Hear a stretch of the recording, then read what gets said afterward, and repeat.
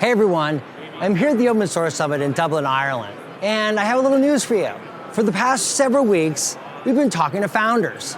As you well know, we're doing this Tech Founder Odyssey series. Well, now we have some new hosts. Colleen Call and Heather Jocelyn are taking the reins. They have a great style, very much down-to-earth interviews with people who are telling their stories about being founders. These are people who are engineers by background, software developers, people who really have stories to tell about how they came to where they are today. So check it out, the Tech Founder Odyssey series on the New Stack Makers with Heather Jocelyn and Colleen Cole. You're watching the New Stack Makers, a podcast for people who develop, deploy, and manage at-scale software. For more conversations and articles, please visit thenewstack.io. Now on with the show. Hi, and welcome to the New Stack's latest podcast series, the Tech Founder Odyssey, part of our Maker series, in which we speak with some of the most interesting technical startup creators in the cloud-native industry. I'm joined by my New Stack colleague and co-host, Colleen Call. Hi, Colleen. Hello, Heather. Glad to be here. Excellent. Well, today we're talking with Idit Levine, founder and CEO of Solo.io, which focuses on application networking from edge to service edge. Idit started the company in 2017, and last year it saw its revenues triple. Its customers include T-Mobile, Pega, ADP, BMW, American Express, and Booking.com. It's now backed by Altimeter Capital, Redpoint Ventures, and True Ventures with a $1 billion valuation. We'll be asking Idit about the process of starting Solo.io and how her journey has unfolded in a minute. But just to set the stage, before Solo.io, Idit had a long history in cloud infrastructure and open source in both startup and large enterprise companies. She served as CTO of the MEC Cloud Management Division and held technical leadership roles at Dynamic Ops, VMware, CloudSwitch, and Verizon. Welcome, Idit. Hey, thanks so much. Thank you for having me here. Thank you for joining us. So I want to get into your journey with tech in a minute, but something that popped out at me when I was researching to get ready for this conversation, that you thought about wanted to be a professional basketball player in your youth. It's and it may be a bit of a stereotype, but we don't often think of software engineers as having a deep history in sports. But so tell us a little bit about what role did sports and competition play in your life and to shape the person you became? Yeah, no, I say so. Honestly, I'm a very competitive person. So if I'm competing in like writing the best code or, I don't know, clean up the house, whatever you basically want, I'm very competitive. And I think that, I'm always putting myself a goals in order to get better and better. So I think when I was young, that was a really good way for me to kind of like, be more relaxed about competition. So, my parents signed me to a basketball team. Honestly, I actually wanted to do that. That's like came for me. I was always in the court playing and learning and playing with a lot of boys because at least when I was playing in Israel, it wasn't very popular that women were playing or girls were playing. And we basically was playing all days there, getting better and better. And then eventually I went to a team and also to a special school that specialized in sport. So that's honestly was a lot of fun. We had a lot of tournaments all over the world. We met a lot of people. So that was a really, really interesting, honestly, very happy childhood. And then after it, I also went to the professional team in Israel. Honestly, it was a blast. It's like, it's teaching you so much. Just think about me, I don't know, 7th grade person that basically going to compete with all her friends in international, tournament without parents, without anything. Honestly, it's I think it's making me who I am today. It's giving you a lot of confidence. It's teach you how to handle situation that sometimes is very stressed, like you losing, for instance, and stay calm and still focus. So I personally think that it gave me a lot, but mainly I was extremely happy childhood, right? Because I did what I really like. So. And so how did you make the turn to technology as a Yeah. As a kid? How did you get started in that? Yeah, so I'm not. computers? Yeah, I'm not the regular. Maybe that's the reason I was playing basketball. I'm not the typical of person. That's what I was looking. All I wanted to do is computer. And when I was young, what happened is honestly very simple. What I am very good and really like is maths and all the math and that kind of question and quiz. That's the stuff that I really like. So I was always turned to this direction. And what happened is that when I finished in Israel, you have to do an army. So when you finish army, basically I tried to figure out what I want to do. And honestly, I just wasn't sure, but all my brother and sister was doing computers. So I kind of pick up the book, teach myself how to program and start programming. Then after it, I went to the university also and learned it officially. But basically I teach myself. It was exactly on the .net bubble, .com bubble. So there was a lot of options to work. I worked. And since then, honestly, I found a challenge in that too, right? Because it's solving complex problem with multi-tenancy and, distributed system. So I fall in love, honestly, and specifically on cloud. So yeah. So you taught yourself how to program. What was the language? What was the first language? Oh, it was a .com back then. So it was everything that related to a .net back then technology. That's where I started. And then I went way lower to the stack to, all the way to the kernel if we need to write. So basically I did it all. So yeah, that's what I was doing. But yeah, as I said, it's mainly I feel that it was a lot of fun, but when I found the cloud native ecosystem, the open source, that's when I really fell in love. And the reason is because it's so dynamic. There's always something new coming. So it's not boring, right? There's always some new technology coming and you can assess it and it's very innovative. So this is suitable really well for my, the way I always want to see what next. So take us back to the beginning of Solo. I mean, when you came up with the idea, what problem were you trying to solve, and what prompted you to start Solo? So honestly, I think that Solo was not about an ID. I wish I can say that it wasn't about an ID. I was in the system in the ecosystem quite a while before. I worked in a company that got acquired by a different company, and specifically there was one company called Dynamic Op that was. I had a blast. Right? We were building cloud before cloud was called cloud back then. We call it virtualization. We got acquired by VMware. So this is what today is vRealize. And it just was the funnest place for me to work because it was very challenging. I had a lot of, it was challenged me technically. It was just amazing. So since then, I basically moved to another startup company and another startup company and then a big company looking for that experience of being challenging, technologist and don't think about anything else besides the technology pure, no politics or no anything else. And I think that honestly, in one point I said to myself, maybe I should stop looking and just create one. So the main thing in Solo, and I think this is the biggest point, is that it's a place for amazing technologists to deal with technology and be on the top of the innovation and figure out how to change the world, honestly.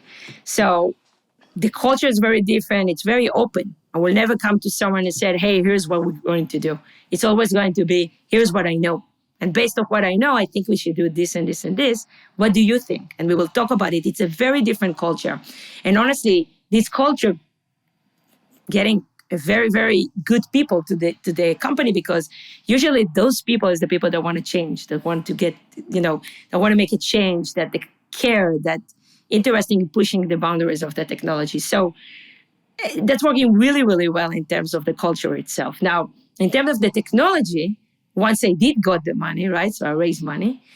I think that it was very clear in the market that there was a shift between monolithic to microservices. I think that was clear by then in end of 2017.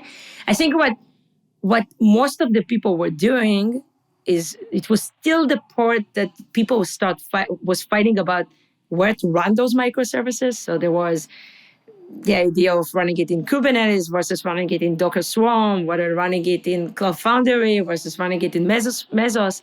And that was still the fight. I think that in that point, I already understood that Kubernetes won. So it was clear to me that that's what will happen. So what I tried to figure out is what is the next problem that people will need to solve. And I think that's exactly where Solo kind of was focusing on. And it was pretty obvious that if you're taking something that is one big binary and cut it to a lot of small pieces, somehow it will need to be reconnect, right? Because now you need to make sure that they're communicating between each other. You need to make sure that they're doing it in a secure way. You need to make sure that you can see everything that happened, because there is a lot of places right now that this request could potentially go. And that's exactly what I kind of like dig my eyes. And I said to myself, okay, that will be the challenges for anybody who are adopting microservices. Definitely if they're still using also old environment, and how do you connect all of this? This is why we basically focus. And the solution for that, it's not one solution. It's the gateway, which is the API gateway. It's the mesh, service mesh. And it's also the networking lower level, like CNI, like Cilium, for instance. So we basically have a platform that giving you, there's a 3 pillar to it. It's a gateway, glue gateway it's called. It's a mesh, glue mesh, which is basically STO based. Both of them are STO based. And the last one is basically, in a glue networking, are basically based on Cilium. And we basically tie it and make it easy to use, if it makes sense. I want to go back a little bit to the beginning when you've got this. You wanted to create a startup. You were not finding what you wanted, and you realized you needed to create your own company. I know that the one thing I discovered in my research is the name Solo came from you being a one-person company at the beginning. What was it like in the beginning, and how did you get people to join you? Like what was that like? So the problem wasn't to get people join me. The problem was first to get the money, right? I mean, you wanted to start a company, you need to raise money. And the problem that I have is that on that point, I already had some open source project that was, people knew who I am, or some of them. It's not big, but there were people that knew who I am in the open source community. And I thought that it would be extremely easy to basically raise money and went, but I was a technologist, not a business person. And when I went to venture, definitely in the Boston area where I live, and basically asked for money, they were pushing back about, where is your partner? Where is your business partner? Okay, you're the technologist, but where is your business partner? And my point was, why do I need a business partner? There's no business yet, right? I'm building a software. So first, let me build it. It will get an attraction. Then I can get the business person that I want. Well, honestly, I'm pretty, I'm by myself could be a very good business person. And that wasn't fly. Like they didn't like it at all. And they basically decided not to give me money at that point. So when I was looking for a name, this name was an option. And I said to myself, you know what? I am doing it by myself. So I did get eventually the money from True Venture, who is the best venture ever, and Puneet, who is the best partner ever. And they believe in us. And once they gave us, honestly, to hire people, to write the software, and honestly, to become a business person, that wasn't something that was a challenge after it. The main challenge was to start it at the beginning, because the beginning, you need to give them confidence that you can. Once you're actually showing results, that's not that hard. So as you can see right now, we're $1 billion valuation. It's mainly based on performance, right? I mean, we have a lot of customers, very happy. So ultimately, you've been very successful at raising money. I mean, do you have advice for other people who come from a technology rather than a business or finance background when seeking funding as an early stage startup? So I think a few things there is that is interesting. Number one is, it's very helpful if you have connection. Like usually it's very hard to get cold introduction to a venture that will never give you money, or most likely will not give you money. So that's one thing. But I think that mainly the problem with me was 2 problems. Number one is that I tried to raise in Boston back then. And honestly, usually a company like us is in this valley, right, in the Silicon Valley. So that was a little bit challenging because there weren't a lot of venture, and the venture that was here wasn't typically invested in that kind of companies. So I think that was the first challenge. When I moved to the Valley, when I basically went to raise in the Valley, it was easier. So find someone, there is a lot of venture today that's their business. They're basically looking for the technologists, because they believe that this is the hardest to find. And basically, they basically giving money to them and help them build the business part. So there is a lot of venture of those. But I learned a lot, right? I mean, I learned how to pitch. I wasn't glad, at the beginning I didn't understand what pitch is even, right? I learned how to, what they care of. I mean, right? Or how to tell the story. So I think that's also helped a lot. Yeah, going back, you mentioned you wanted to create a place for amazing technology. So, of course, that means finding the people to make the place amazing. So, when you try to find these amazing people, what do you look for when you're hiring? Oh, that's a good question. So we cut into two things. The first thing is that it's not only to find the amazing technologists. The amazing technologists is usually people that are really passionate about what they're doing. And when they're really passionate, they want to be heard. And sometimes Yes. this is something that is not going really well in big companies or even in some companies that they are less open. So what was more important to me is to find a place, honestly, that I wanted to work as an engineer. And I was very frustrated engineer, honestly. So why was I frustrated? I was frustrated because I felt that my ideal place to work will be a place that, first of all, I can make an impact. People care about what I think.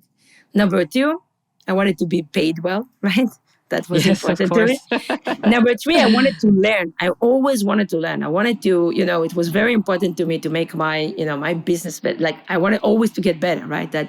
So it was very important to me, a place that I will be able to learn all the time. And the last one, as I said, people that place that I will value, that people will value what I'm doing. So I appreciate it, right? And I think that seriously Solo it's all those four things in the point that, as I said, it's all open. And I think that the best way to prove that this is the best place, people rarely leaving Solo. People joining Solo, but there is very rarely people that leaving. So I think that that's exactly what I created. Now, let's put it aside because that's what we created right now. That was very hard to create it at the beginning when you are one person trying to hire people. So honestly, it was a challenge. So honestly, I have two people that I worked for them forever that I knew very well and immediately joined me after it. So it's Scott and Yuval. And they amazing technologies. Like Yuval is the chief architect, Scott is in the city office, two amazing technologies. So we had a good, foundation. But now you need to hire people. And what you will discover is that the fact that you have money in the bank doesn't mean that good people want to come work for you. So Oh, the idea of kind that's of like, different. exactly, right? So when I try to reach out to people, for instance, from Google or VMware, all those great places, no one want to come, right? They didn't feel that this is something that you want to do. What I did in the beginning, I set up and I brought few resources that honestly weren't that great, right? Which I needed to let them go. But then it's kind of like hit me that I have two options right now. Either settle or the quality, but honestly, it's not really going well with my personality. I want to be the best. I need good people around me. So I didn't feel that this is a good idea to settle the quality. Or on the other side is to take young people that are very promising, but don't know the technology yet. Now, it worked really well specifically for us because everything that we did in the technology was new anyway. So it's not that those people could have, anybody, even mature people will not know that technology. So what we did, we basically hired a lot of young people, honestly, almost straight from the college, very successful one. People who finished a dean list in TAF, and we are in Boston, so that was relatively easy to find university around that has very good people, and we teach them. Yes. Basically, that's why it was important in the beginning that all the engineers will be in Boston next to us because we wanted to teach them. But that works fantastic, and honestly, a lot of those people are still in the company, and they are the best. We created an amazing people that basically care and good and knowledgeable and amazing people. So that's why making Yeah. Solo very special. Always been a big believer in hiring personalities, amazing people, and in training skills. I mean, you can't go wrong with that. Yes. No, that's all.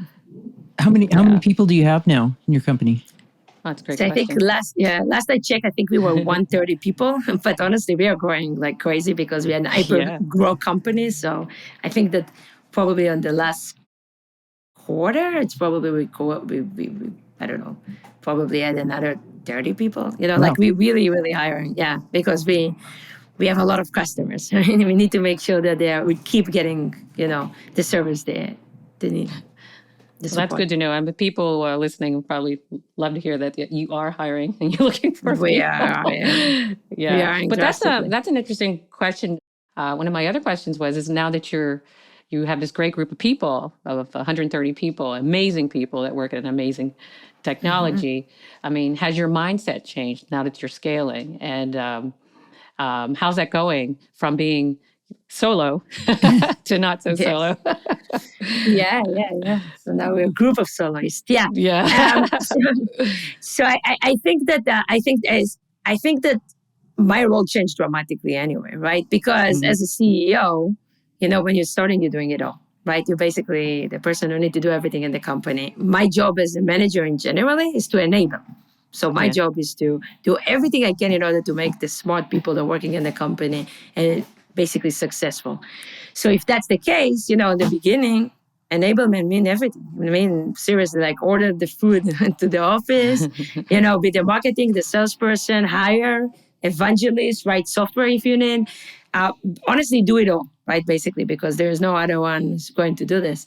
As the company is starting to grow and be more successful, you need to basically, this thing that I did at least is that I try to figure out what should I give, right? What should the stuff that I need to focus on versus to give? And me personally, as someone who came from technology and product, I knew that I can handle very well.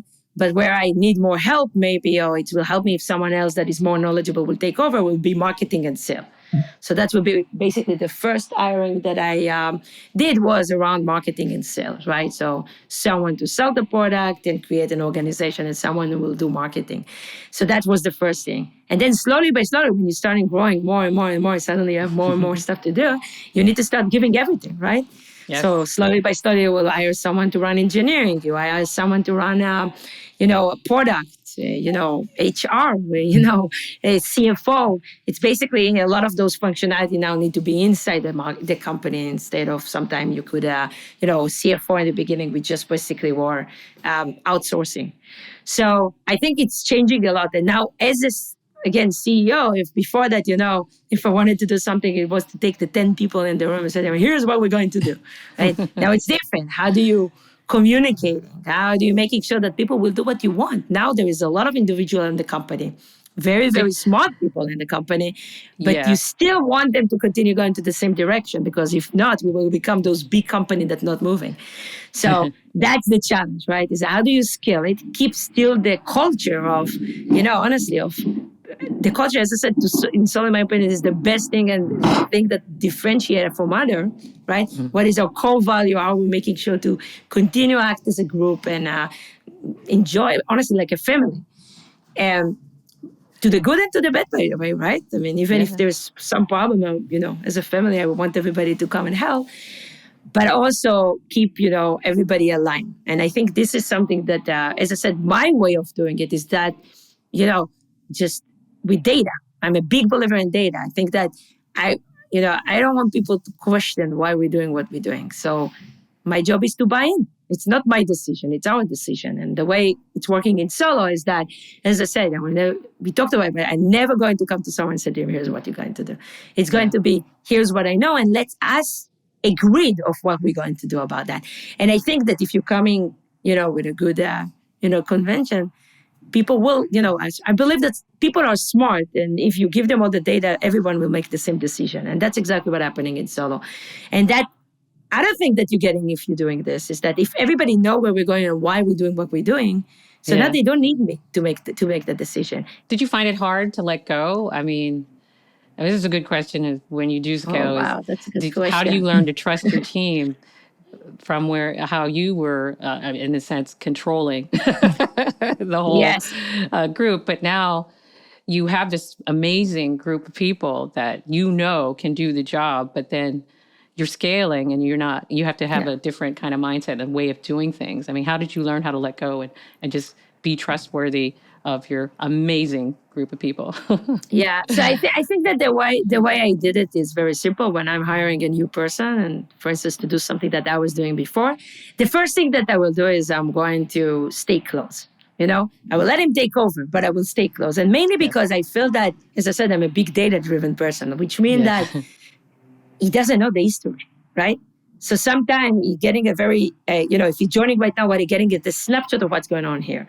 But there's usually, we are people. It's all about people eventually. If you don't know why, people acting the way they act, why, history is extremely important point.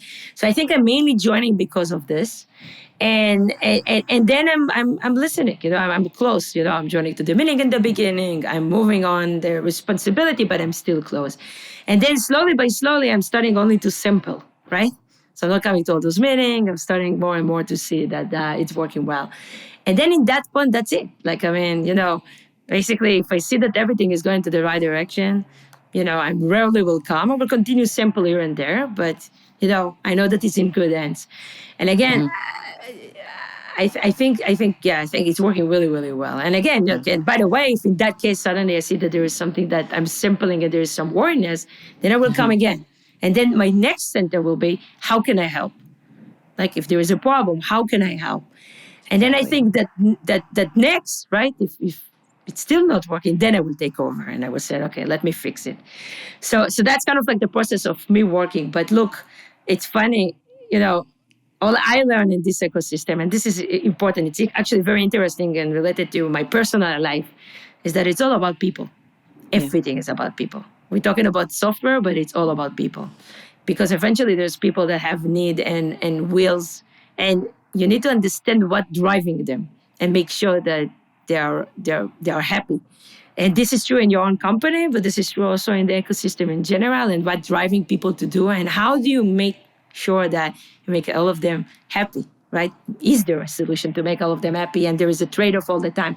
So I think that I'm personally, not a lot of people knows about it, but I have kids on the spectrum, so with autism, and I think that that's teach me a lot about people. Wow. And it's put me in a very strange situation, and mainly it was really, really important to me to understand why people are acting like this, why she is acting like this, right? Yeah. And I think that that's make me a very, very patient person. And I usually, if there's something, I'm always trying to figure out why before I'm judging. And I'm trying to, so I'm way more, less on judgment. And I think that this is, and then try to help with a lot of patience. And I think that this is something that, that helps a lot in running organization and make sure to keep the people happy, honestly. But again, it's not only the company inside, right? We are working in the ecosystem of the cloud native ecosystem. How is that going to work? What's driving people, right? And I think that this is an important thing that I picked up. Wow, that's fantastic. We know that being a CEO of a company that's, a startup, it can be very consuming. How do you, have you been able to find work-life balance, and how do you? No. Silly question, Heather. She answered it like honestly. Yeah. No. Look, I'm a workaholic. Honestly, I'm passionate about what I'm doing, and because I'm passionate, that's all I want to do. I don't have hobbies, right? I mean, that's what I'm. That's my hobbies. My hobbies is to read another article, is to understand. That's what I want to do. So that's number one, which is very, I really believe that that's the only way to be good, because you're passionate and you're working hardest. And that's my view of the life. Having said that, I do have 3 kids and a husband and a dog. And there's definitely crazy stuff. But listen, as I said to you, my life never was easy. As I said to you, I'm originally from Israel, which means that we are here by ourselves. I was, with my daughter and other challenges. I can tell you that I had a lot of challenges in my life, but they really, really, really make me stronger, which means that honestly, right now, if something like that happened in the company or something, piece of cake, because I already done stuff that are way more crazy. I was in a very, very tough situation before. So I'm very good in handling very calmly in a situation like this. Because honestly, I have to be, and I train really well to be as part of my chaos life, my personal chaos life. So no, there's no balance whatsoever. I think that one way to do this is basically bring the company to the personal life. I mean, my family was really involved from the beginning. My daughter chose the logos, my son, so they're all very knowledgeable and nice. And part of it and care, right? But of course, they're paying a price, right? There's no question about it. But this is me with the guilt. So, wait, your daughter chose the logo? Yeah, not the logo of one of the logos. It was one of the logos. Oh, yes. So different. So as I said That's to you, I have three amazing. kids. They are they are very, very talented. But the one that is actually on the spectrum, she's an artist. So she's, she has a very good eye for it. So yeah, everybody involved, right? My husband helped writing blogs, and for instance, all the first works done in my house, right? And until today, when people are coming to the Boston area, we're doing parties in my house and so on. Like it's a real family kind of like. And they know it. We know each other very well, and people know my family, and I know people family from the company. So it's really, really care about that to keep it there, the cultures together. So yeah, and I think that's helped. At least they know and understand. But yeah, they're definitely paying a price. Yeah. What's next for you in your company? What are you learning about yourself in this journey, the last 5 years of this company? Yeah. So first of all, personally, I learned a lot, right? I mean, when I started the company, I was very naive. I said, immediately they will give me money and immediately everything will be awesome and everybody will be there. So that definitely not working like that. It's some founder told me one time that it's like a roller coaster. I think that touch wood sort of mainly was in the highs, lows most of the time. So we didn't have a lot of, again, touch wood, a lot of problems as a company. But what I learned, let's see. I mean, I as I said, I understand. I'm way more knowledgeable today about the life of what founder mean, what company mean, what the market mean. More realistic about about how I thought stuff are. I had no clue. In terms of me personally, look, I had no doubt that I can do it. As I said to you, I had a very not easy life. So honestly, I was very positive about I can do it. Like I knew I was very, and that's I just learned that I'm a very, continue being a strong person who can do that and and handle challenges. What else did I learn? I learned. Yeah, I learned a lot as a person before I started the company. Like, for instance, I remember that one of the things that I started the company for, and I said, I don't want politics. I don't want anything. It's like, we will be here. It will be awesome. And I think someone told me there, that there is like 3 people in the room. There's already politics. And I said, nah, not in my startup. So I don't think Solo has it because there is zero tolerance for it. Yeah. But it's not about politics. It's about of what people want and drive. And I think that I learned that really well. I think that another thing that I was very naive before when I started the ecosystem, look, I was all about, I'm going to open this project. It will be very successful. And I don't get, like, it's not about the user. It's more about being in this ecosystem and creating a great technology. But, it's really, really sad if you're creating a great technology and no one using it. Yeah. So I think that when I started Solo, my mind changed totally to, I want customer or even user, not customer, but I want people to want to use my software. And here's why, because it's making the software so much better. Because, I can guess and try, but when people are actually putting it in production and running it in this crazy scale, that's when you actually know that your product is good. So Solo is a very, very, very different engagement model with customers. And we're actually using our customers and user as we're using in the open source community. We're working on this together. There's no a sales team and then, they're the engineers who are building the product between them. We really have, we're working with a way of basically each of customers is getting a Slack channel that is private to him, and all of us is on this, basically making sure that they're extremely successful. And I think that this is why our renewal rate is something like 98.9. Oh wow! It's because we creating an amazing relationship, and honestly, there is so much I can tell you stories about how successful our customer have become and how they getting promoted in their job, and how honestly fulfilling this is to know that I went last week to London to visit my brother there with my daughter, one of my daughter, and basically we were walking and I said, "Oh, this is our customer. Oh, this is our customer. Oh, this is our customer," and it's so fulfilling to know that honestly, people are consuming our software all the time, right? If it's a bank, if it's when you're ordering food or pizza, right, or if you order. it's us, which is so fulfilling. So I think that this is, sometimes I think that as an engineer I was totally forgotten. I was all about open source, community, and fun, and then build innovation and have fun. I think I totally changed in that of, where the customer are and how am I bringing them with me to this innovation. I think that was very different than what I thought before I started it. Thank you very much for joining us, Idit, for this conversation. It's been a great conversation. And I want to thank our listeners thank you for joining us for this episode of the New Stacks podcast series, the Tech Founders Odyssey. We've been talking to Idit Levine, founder and CEO of Solo.io, about how she created her $1 billion company and what she's learned along the way.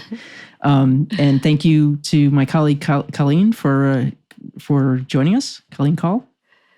Yes, this was a great conversation. Thank you, Idit. I just wanted to share in that. Yeah, awesome. I learned so much. Thank you so much. And as I said, we just started, so it will be great to catch up again in the future and see. Absolutely. And thank you for listening to the New Stacks, the Tech Founders Odyssey. See you next time. If you like this video, please give us a thumbs up. And if you'd like to see more videos like this, you can always subscribe to our YouTube channel. We're on all the major social media platforms. You can always find us at thenewstack.io. We hope to see you soon.